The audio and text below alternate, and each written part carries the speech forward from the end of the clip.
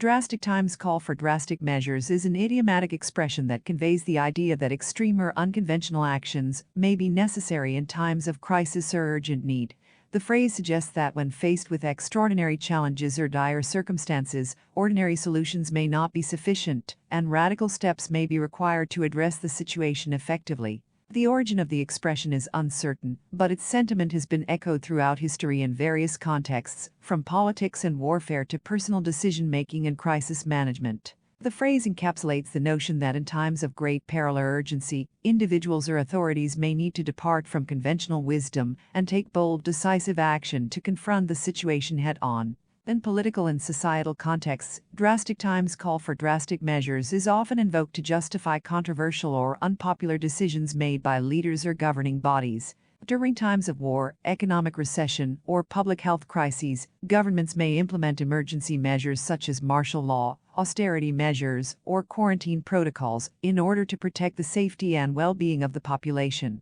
Moreover, the expression is frequently used in personal decision-making, particularly when individuals are confronted with difficult choices or unexpected challenges. In times of personal crisis, such as financial hardship, relationship breakdowns, or health emergencies, individuals may feel compelled to make drastic changes to their lifestyle, career, or living situation in order to regain stability or overcome adversity. However, while the phrase drastic times call for drastic measures implies a sense of urgency and necessity, it also carries implications of risk and uncertainty.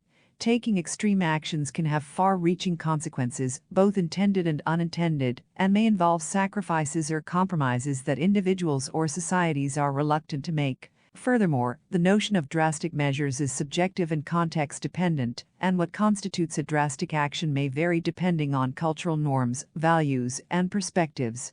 What one person considers a necessary response to a crisis, another may view as an overreaction or unnecessary intrusion.